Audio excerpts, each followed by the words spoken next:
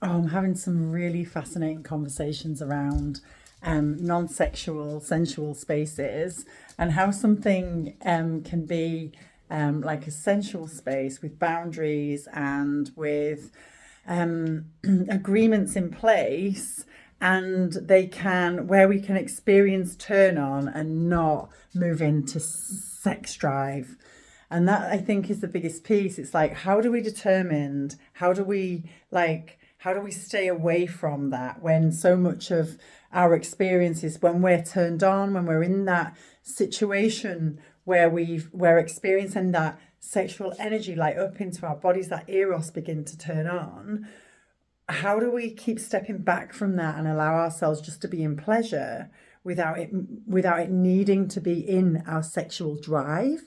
And I think that's the most important thing, is like when you feel that energy spike, to notice it when you're in these non-sexual spaces, which are more about empowerment, more about expression in our bodies, and in some of my workshops and other people's workshops is about experiencing pleasure for pleasure's sake. This is like away from our sort of step into sex. So it's like it's different. It's completely different. So we as we feel that eros rising in our bodies, and that turn on appearing when we are experiencing something sensual, we just decide that we're not going to let that sex drive lead.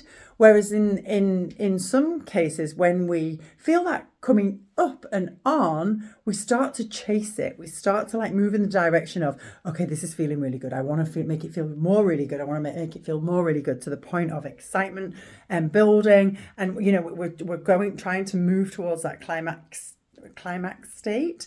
Whereas when we are in non-sexual spaces and we recognize that there's been some turn on, or there's some kind of arousal, and we recognize it, we then can take stock of where we are. So it's about being really conscious about what's happening. And that's when we step into these like conscious spaces where we're getting into agreements of, this is a sensual space or this is a naked space, but it's a non-sexual space. So if we feel like, I've been in so many of these spaces, and really honestly, like, unless it's a very sensual experience for me personally, I don't get to this point. But I have been in those spaces where I've got to that point of feeling that arousal arising, and then recognizing it, and then going, actually, all of this good healing stuff is over here.